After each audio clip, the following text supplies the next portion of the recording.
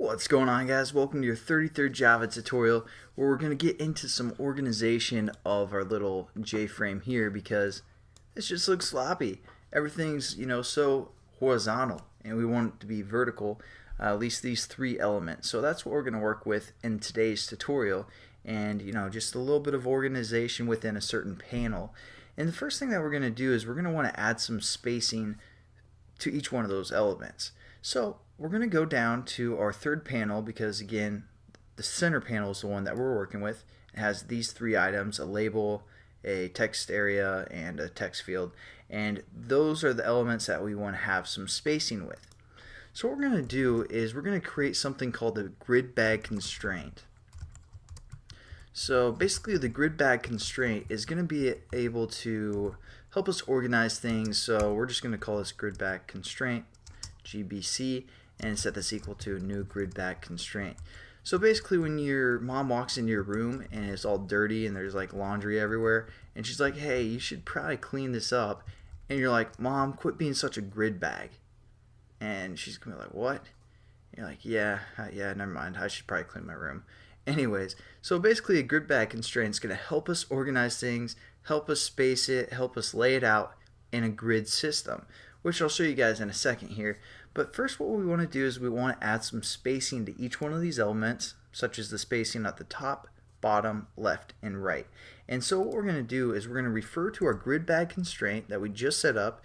We're going to say GridBagConstraint, and we're just going to say .insets, and we're going to set this equal to new insets. And now we're going to refer to our four parameters. For the top, we're going to say 15 pixels, bottom 15, and then 15 for the left and 15 for the right.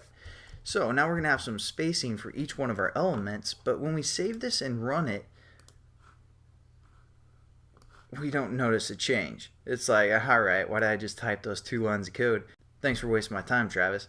And that's basically because we haven't referred to our GridBagConstraint anywhere. All we've done is we said, hey, we want to set up this constraint and we want to add some spacing or some insets of 15 around each element, basically. So what we need to do to actually utilize this GridBagConstraint is when we add elements to our panel, again, panel 3 here. Right now, all we're doing is adding a label, and we're never having this label refer to, the insets that we want or the spacing.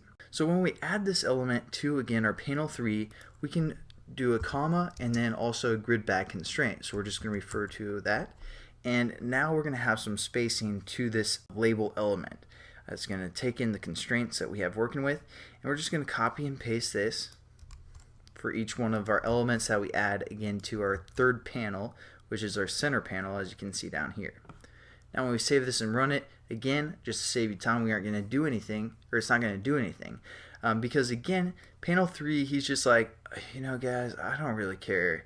They just told me I need to come, I need to show up, and they didn't say I had to organize anything. This is crazy. I'm thinking about quitting. Basically, when we set up our panel 3, when we scroll up to the top of our class here, our JPanel P3, we just gave it a default constructor. But we can also give it some kind of an organization system that we're looking for. So we're like, hey, JPanel, we're creating you, and you're probably going to be some kind of a grid system. You're going to work with GridBagConstraints, and that's what your future is. That's what you have to look forward to for the rest of your life. And right now, JPanel 3 doesn't want to look for grids, it doesn't care, but we can pass in some extra parameters, or just one extra parameter, when we create this JPanel. That's exactly what we're going to do. We're just going to say a new GridBagLayout. And bam, bam. Again, we have to add our import here, and just to kind of cover everything, when we create a JPanel, we want to say, hey, we want a certain kind of layout, we want a grid layout, and so create this GridBagLayout within your parameters. Now this panel is going to have access to all the GridBagConstraints that we created down here. Again, we just have a default constraint, and then we added some spacing to that constraint. And lastly, when we add items or components to our panel, We also tell it the GridBagConstraint that we want, and then it'll add the spacing to each one of those elements. So we're just going to save this, run it, and hopefully get some, as you can see, spacing in between. And also, it kind of centered it within our center panel here. So that's pretty cool, right? Now what we want to do is we want to have these be on top of each other and maybe even different places in the screen, something like that. So that's what we're going to get to right now. We're going to go back down to our GridBagConstraint that we set up, and we're going to give us some space here. Now what we can do is we can refer to the X position and the Y position of our grid system that we just set up. So we're going to say GridBagConstraint, and we're going to say grid X, and this is going to set the grid or the X position, and we're going to set this equal to be 0 to start with, and GridBagConstraint dot grid Y.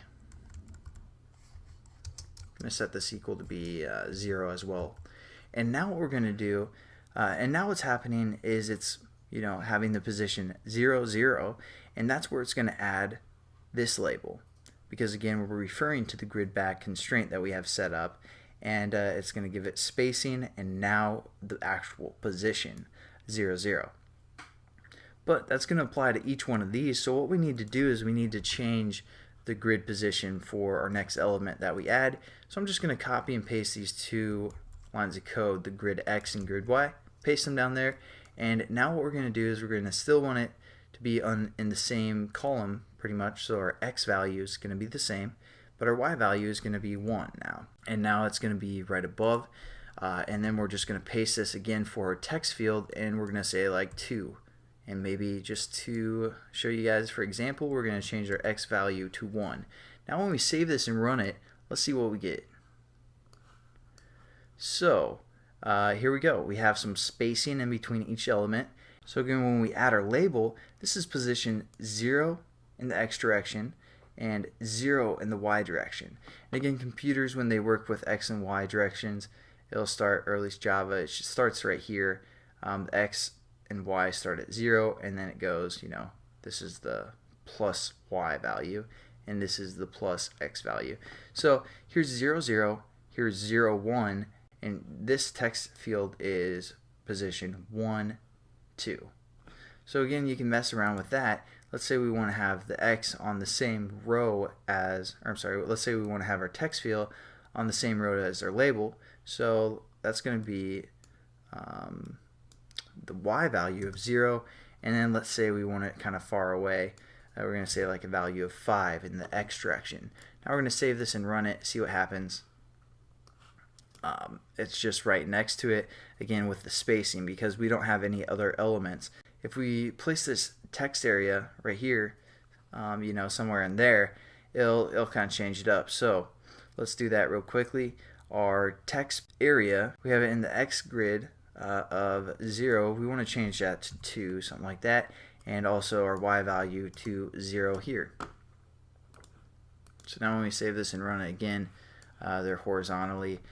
If we had more columns for our Y position, if we had more columns or more X values, we would have this text field move over more if we place like X with 3 or X is equal to 4, then these would all line up accordingly to their order.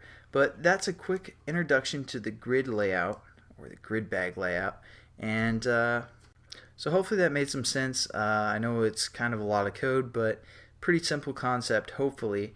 And the only problem is kind of remembering GridBagConstraint and GridBagLayout and all that stuff. But hopefully you guys kind of enjoyed that tutorial, and I will catch you in the next one. Thanks again for subscribing. Catch you later. Peace.